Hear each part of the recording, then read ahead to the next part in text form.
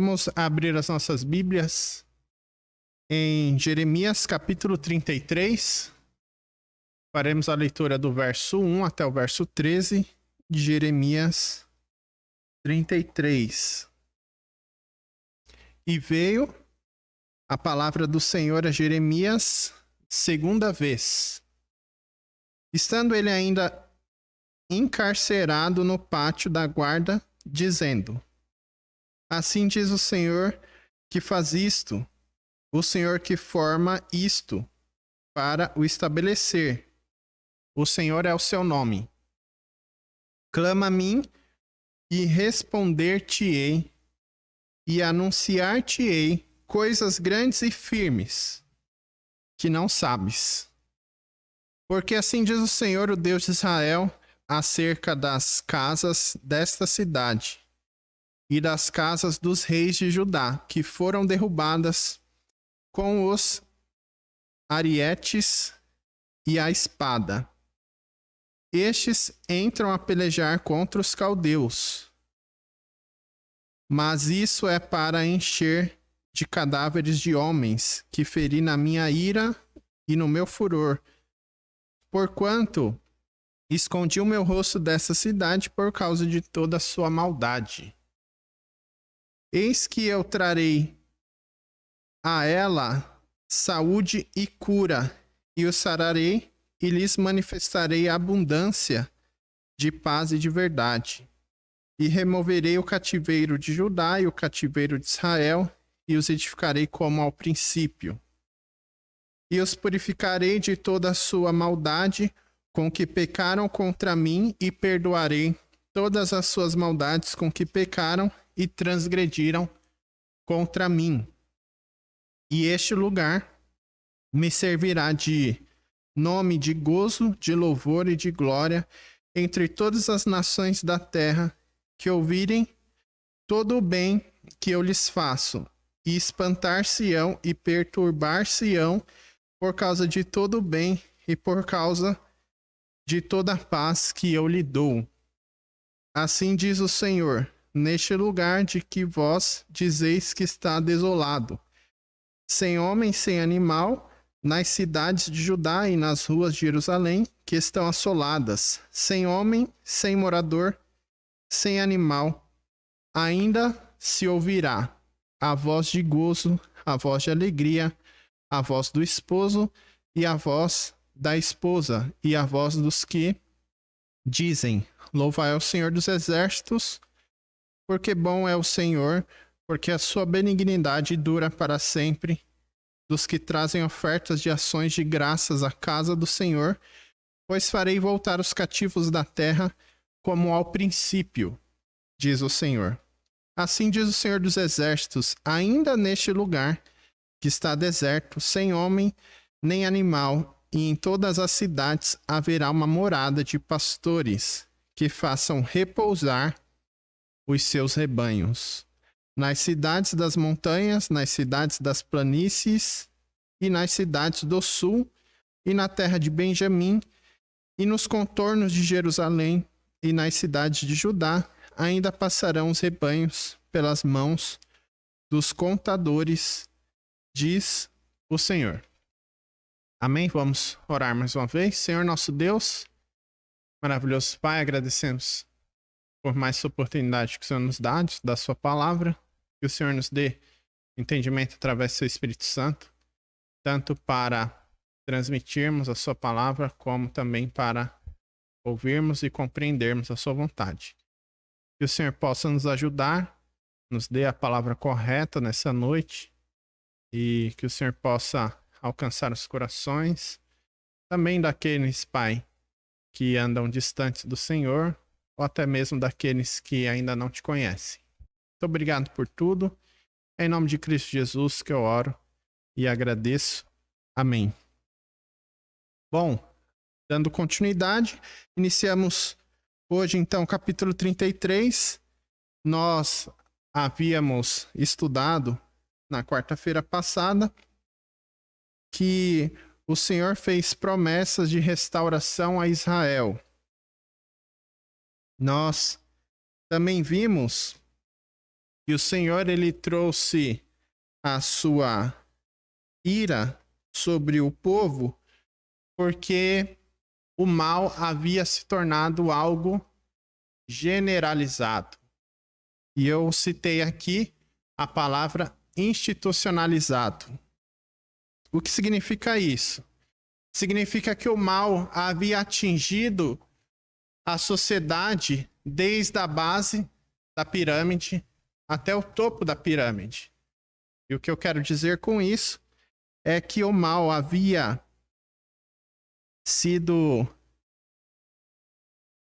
realizado desde os reis.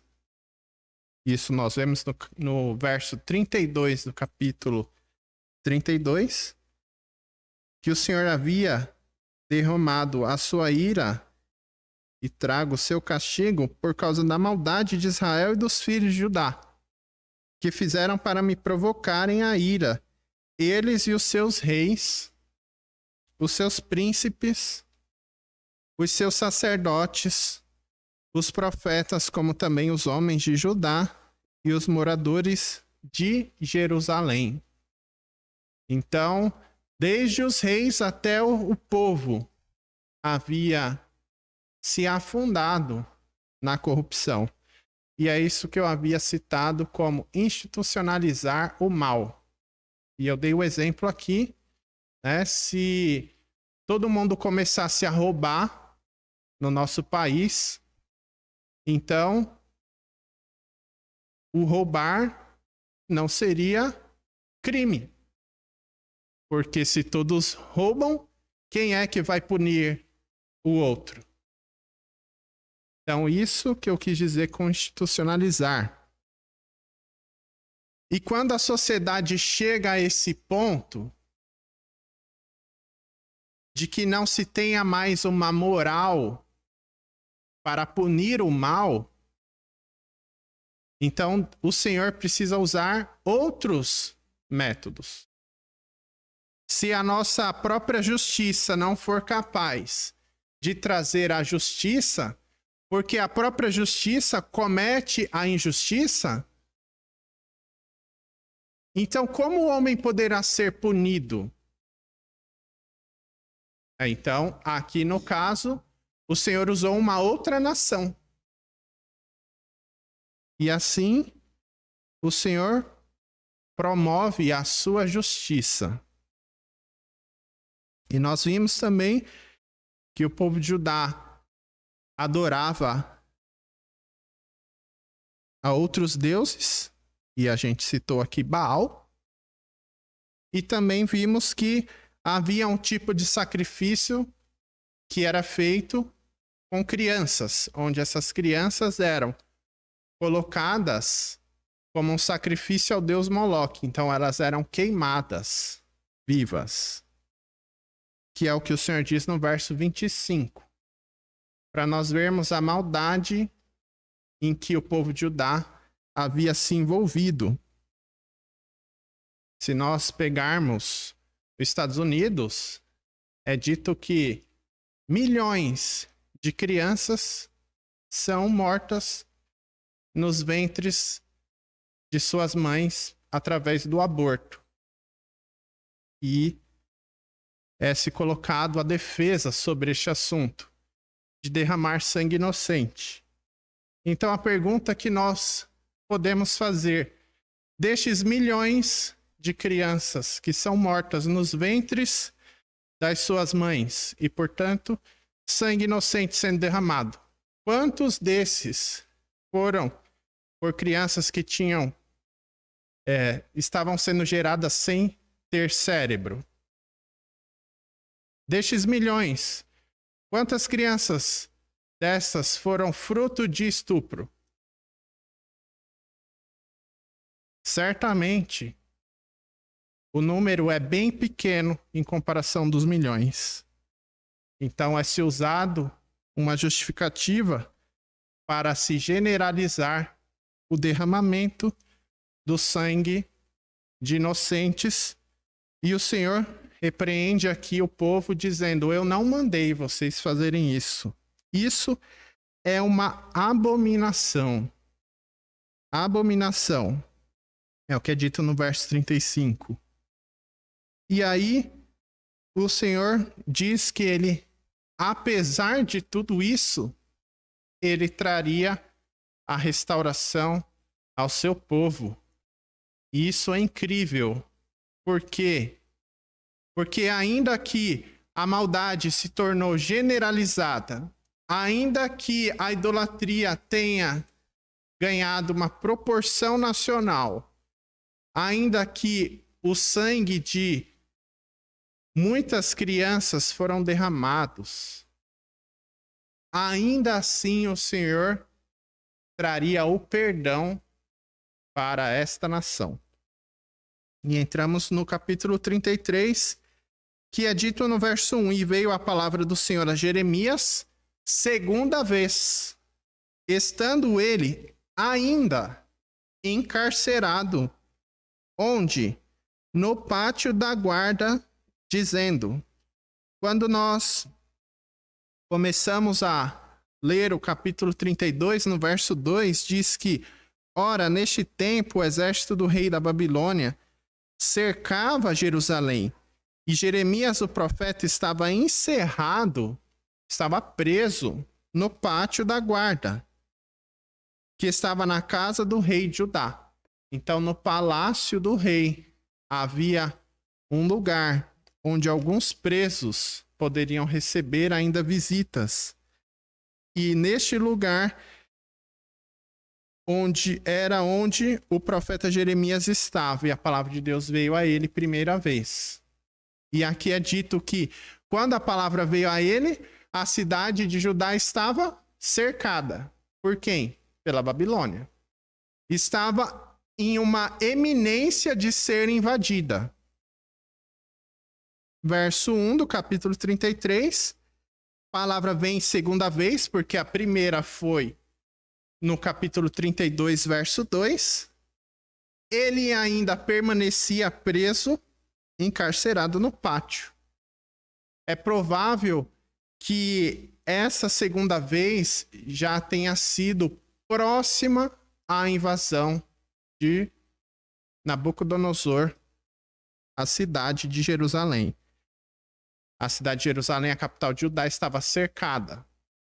Era a forma com que os exércitos inimigos iniciavam as suas ofensivas, fazendo um cerco que nós chamamos de sítio.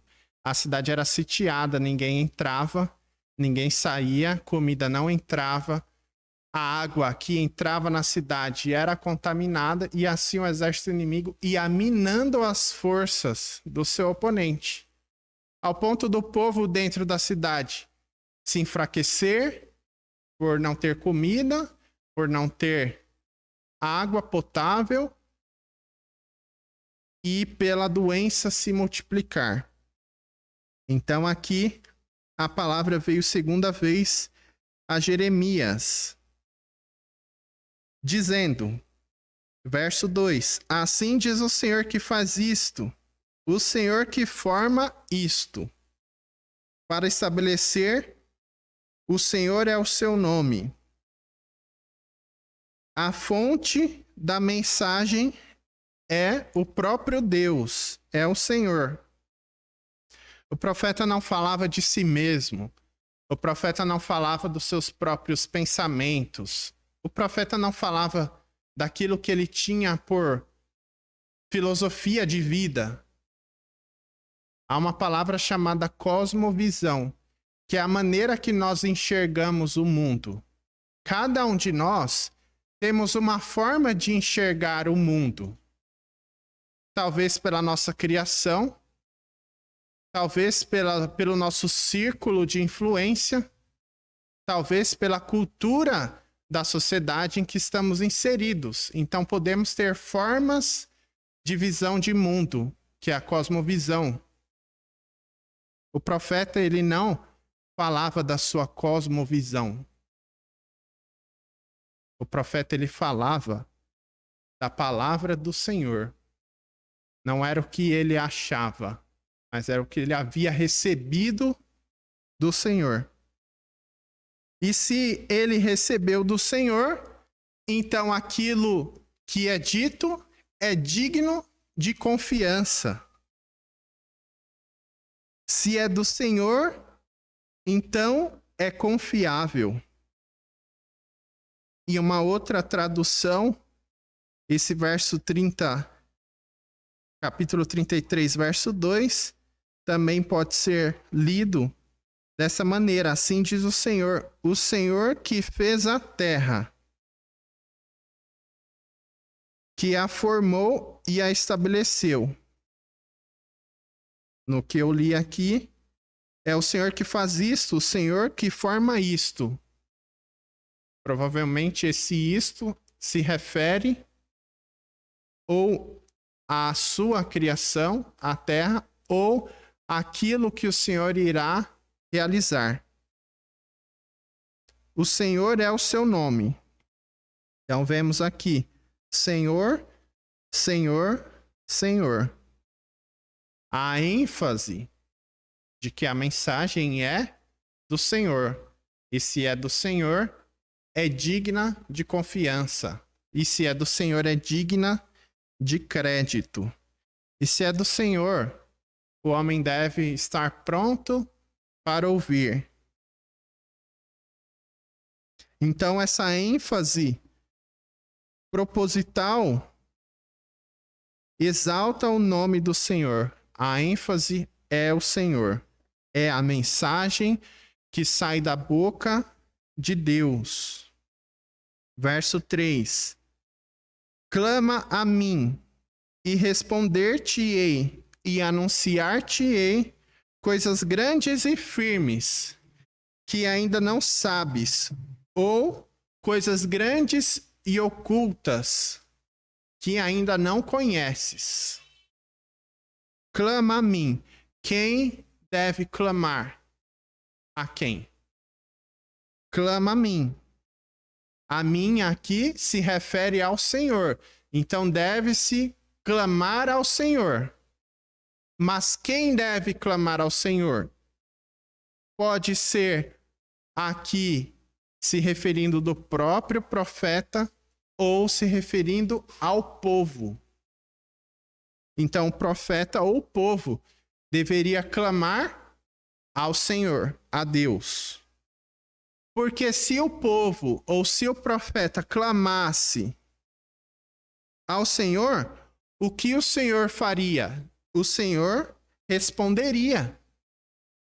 Ele responderia e também iria anunciar coisas grandes e ocultas que ainda não sabes, ou coisas grandes e ocultas que ainda não conheces. O Senhor está pronto para responder positivamente às orações daqueles que o buscam. O Senhor está pronto para responder a todos que se achegam a Ele de forma sincera. Se o profeta ou o povo clamasse ao Senhor, o Senhor revelaria a eles coisas grandes e ocultas, ou coisas grandes e escondidas, coisas ocultas, aquilo que é inacessível. Clamar ao Senhor e o Senhor anunciaria coisas grandes e ocultas que eles não conheciam. Eu me lembro de um amigo meu, onde nós servíamos numa igreja juntos e nós evangelizávamos juntos. Antes de se converter, ele era uma pessoa fascinada pelo ocultismo. Ele buscava as respostas para as perguntas existenciais dele no ocultismo, na astrologia. E ele buscava, e ele estudava. E ele diz que um dia ele leu a palavra do Senhor, e ao ler a palavra do Senhor, ele se deparou com este texto. E ele diz que, a partir deste texto, deste versículo, a sua vida passou a ter um novo sentido. Ele não quis mais buscar respostas na astrologia, no ocultismo, mas ele passou a buscar o Senhor. E o Senhor começou a responder às suas dúvidas existenciais. Veja o que é dito em 1 Coríntios 2, de 6 a 16. Se os irmãos quiserem, apenas escutem. Entretanto, expomos sabedoria entre os experimentados, ou aos maduros. Não, porém, a sabedoria deste século, e nem a sabedoria dos poderosos desta época, que se reduzem a nada. Mas nós falamos da sabedoria de Deus em mistério, outrora oculta, a qual Deus pré-ordenou desde a eternidade para a nossa glória. Sabedoria essa que nenhum dos poderosos deste século conheceu. Porque se tivessem conhecido, jamais teriam crucificado o Senhor da glória.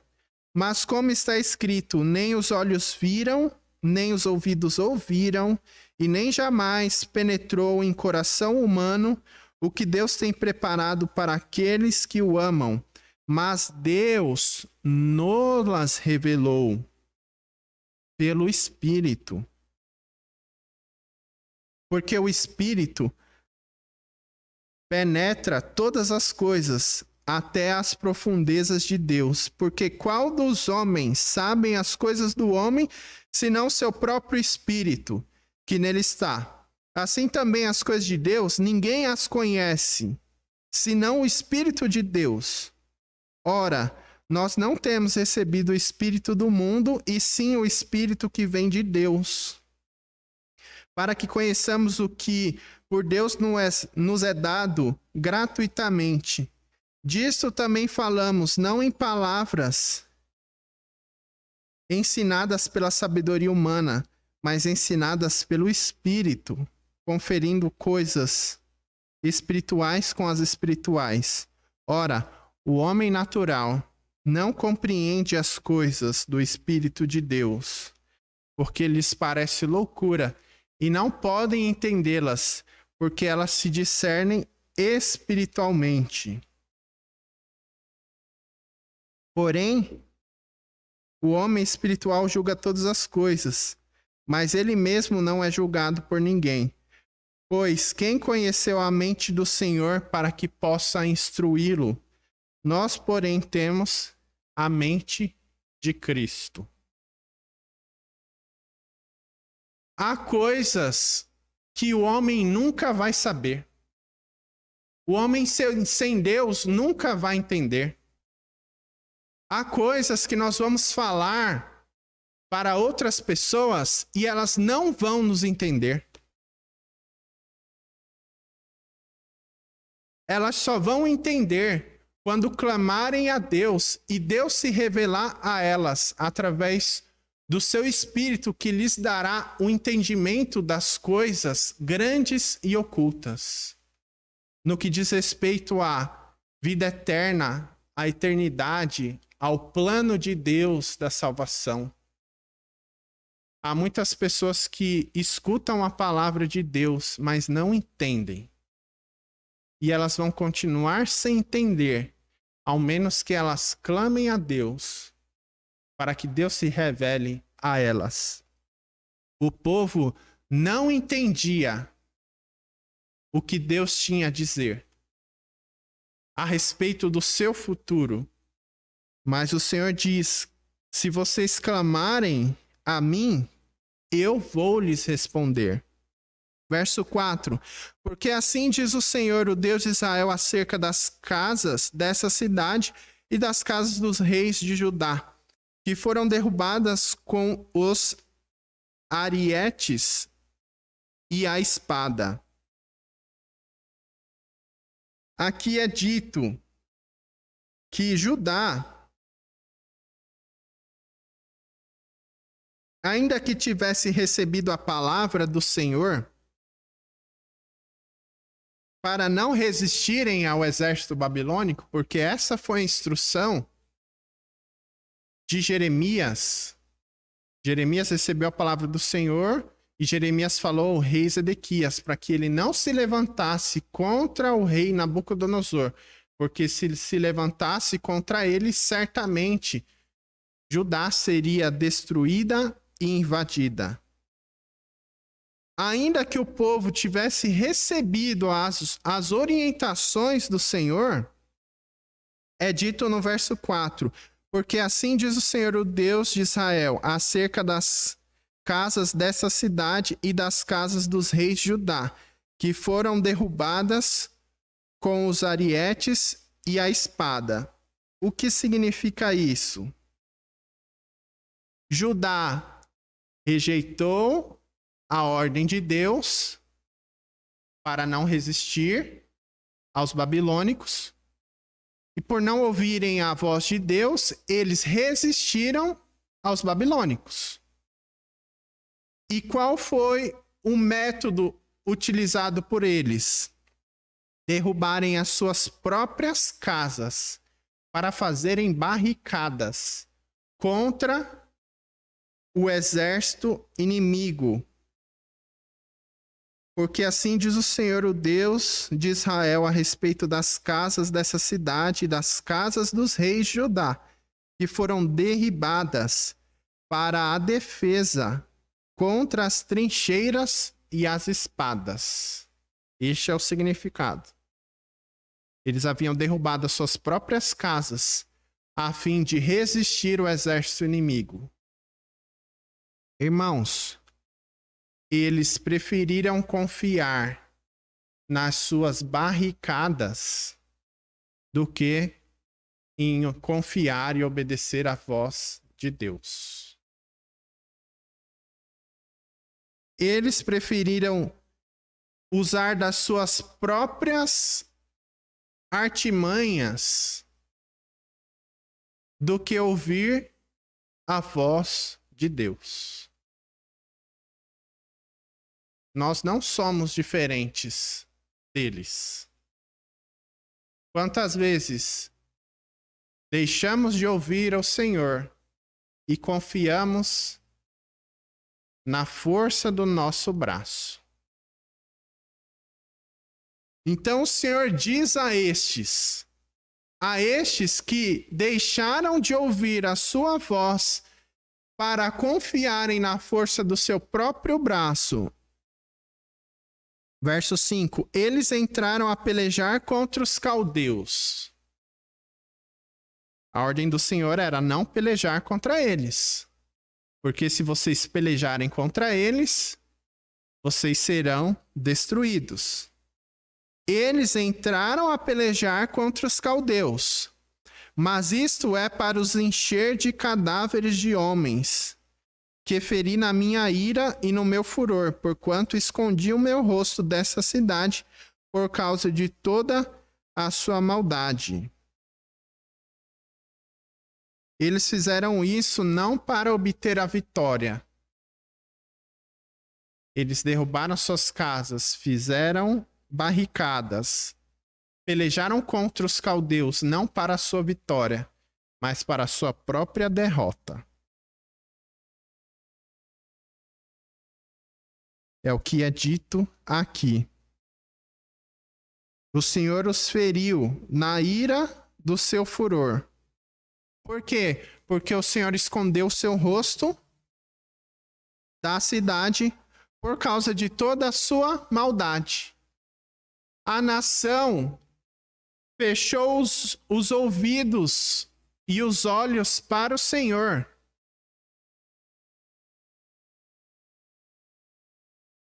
E o que receberam? Bênçãos do Senhor?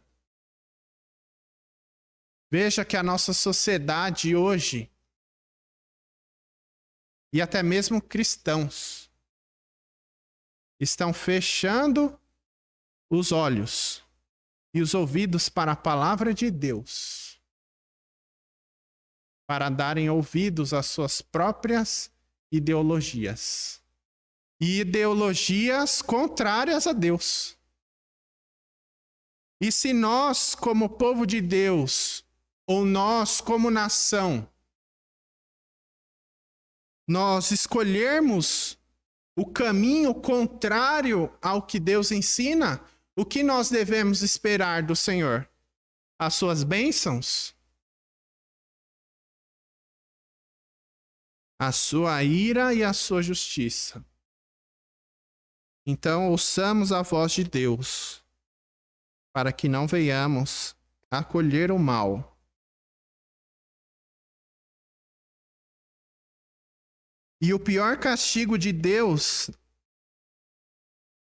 nesta terra é o seu próprio abandono. É lançar o homem à sua própria sorte. Quando nós vamos em Romanos, capítulo 1, se lermos o verso 24, o verso 26 e o verso 28, nós vamos ver o seguinte: por isso Deus os entregou. Por isso Deus entregou tais homens à imundícia, pela concupiscência do seu próprio coração, para desonrarem os seus corpos entre si. Verso 26. Por causa disso, os entregou Deus às paixões infames, porque até as mulheres mudaram o modo natural das suas relações íntimas. Por outro, contrário à sua natureza. E verso 28. E por haverem desprezado o conhecimento de Deus, o próprio Deus os entregou a uma disposição mental reprovável para praticarem coisas inconvenientes. Verso 24, Deus os entregou. Verso 26, Deus os entregou. Verso 28, Deus os entregou. Verso 5 do capítulo 3. Deus virou seu rosto. Deus os entregou. Se não querem ouvir a minha voz, virarei o meu rosto e entrego você à sua própria sorte. Irmão, sabe o que o homem faz quando ele é entregue à sua própria sorte? Ele se autodestrói e destrói o seu próximo. Queremos ver uma sociedade que é entregue à sua própria sorte? É uma sociedade que destrói a si mesma e destrói a todos que a rodeiam. Deus tem deixado muitos à sua própria sorte, porque estes se recusam a ouvirem os conselhos de Deus. Mas verso 6, eis que eu trarei a ela saúde e cura, e o sararei e lhes manifestarei abundância de paz e de verdade. Verso 7, removerei o cativeiro de Judá, o cativeiro de Israel, e o edificarei como ao princípio. Verso 8, e purificarei de toda a sua maldade com que pecaram contra mim, e perdoarei todas as suas maldades com que pecaram e transgrediram contra mim. Ainda que Deus tenha os abandonado, ainda que Deus tenha virado o seu rosto, o Senhor não está com as suas mãos encolhidas para não poder salvar. Se você hoje está virando o rosto ao Senhor, se hoje você se encontra entregue à sua própria sorte. Lembre-se que o Senhor ainda está com as suas mãos estendidas para poder salvar. E foi o que ele fez. E aqui o que ele promete que iria acontecer. Eis que eu trarei a eles saúde e cura. A cura é como uma ferida no corpo que começa a se fechar e ela é curada, mas a cicatriz permanece. Assim também, os homens poderão ter as suas feridas curadas, mas ainda permanecerão com as suas cicatrizes. Porque muitas coisas que nós fizermos, podemos receber o perdão do Senhor e a sua cura, mas as consequências podem permanecer. Por isso, irmãos, o conselho do Senhor é para que obedeçamos a sua palavra e não nos aventuremos nos nossos pecados. Mas, se pecarmos, temos um advogado para com o Pai, que é fiel e justo, para nos perdoar e purificar de toda injustiça. E é o que o Senhor fez, curou o seu povo, sarou o seu povo, removeu do seu povo o cativeiro de Judá, a escravidão da Babilônia. De 70 anos, ela seria removida. O Senhor também faria o seguinte, verso 8, purificarei de toda a sua maldade. Purificação. Quem pode chamar de impuro aquilo que Deus purificou? Isso foi o que o Senhor disse a Pedro em uma visão. Como você pode considerar impuro aquilo que Deus purificou? Se o Senhor perdoou alguém, quem somos nós para acusar este alguém? Porque é dito, fez tantas coisas e agora serve a Deus. Fez tantos males e agora está na igreja. Quem sou eu e quem é você para chamar de impuro quem Deus purificou? Quem é você e quem sou eu para chamar de injusto quem Deus justificou?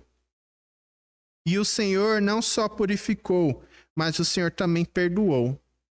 Nós temos a dificuldade de perdoar os homens. E quando nós falamos que perdoamos, nós não esquecemos. Na primeira oportunidade, nós lançamos em rosto a ofensa. Mas Deus não é como você e nem como eu. Deus, ele perdoa de verdade. Perdoa as maldades com que pecaram e transgrediram contra mim. Verso 9, este lugar me servirá de nome de gozo e de louvor e de glória entre todas as nações da terra, que ouvirem todo o bem que eu lhe faço e espantar-se-ão e perturbar-se-ão por causa de todo o bem e por causa de toda a paz que eu lhes dou. Não é isso que acontece com o mundo quando uma pessoa se converte a Cristo? Os homens se perturbam. Onde deveriam dar graças a Deus por alguém que antes cometia males e agora busca o Senhor. Mas as nações, os homens se perturbam pela obra que Deus faz nos homens. Verso 10, assim diz o Senhor, neste lugar que vós dizeis que está desolado e sem homem, sem animal nas cidades de Judá e nas ruas de Jerusalém, que estão assoladas, porque de fato é o que houve. De fato é o que aconteceu. Esta cidade, Jerusalém, e a nação de Judá, ela foi desolada. Sem homem, sem morador, sem animal. Neste lugar ainda se ouvirá a voz de gozo, a voz de alegria, a voz do esposo, da esposa e a voz dos que dizem: louvai ao Senhor dos exércitos, porque bom é o Senhor para com, porque a sua benignidade dura para sempre, dos que trazem ofertas de ações de graças à casa do Senhor. Pois farei voltar os cativos da terra como ao princípio, diz o Senhor. Assim diz o Senhor dos exércitos, ainda neste lugar, que está deserto, sem homem, sem animal, e em todas as cidades haverá uma morada de pastores, que façam repousar aos seus rebanhos. Nas cidades das montanhas, nas cidades das planícies e nas cidades do sul, e na terra de Benjamim, e nos contornos de Jerusalém, e nas cidades de Judá, ainda passarão os rebanhos pelas mãos dos contadores, diz o Senhor. Naquele lugar ainda seria possível ouvir no futuro a voz de gozo e a voz de alegria. Como está a sua vida hoje? Talvez ela esteja desolada. Talvez ela esteja como a cidade estava, destruída. Mas o Senhor diz que ainda é possível um dia onde havia tristeza, ouvir voz de alegria. Onde era um lugar estéril, ter a voz de esposo e de esposa. A vida restabelecida ao normal. Os campos novamente com os rebanhos e pastores. Essa é a promessa do Senhor. Transformar o lugar desolado em um lugar fértil. Que Deus abençoe a sua palavra. Amém?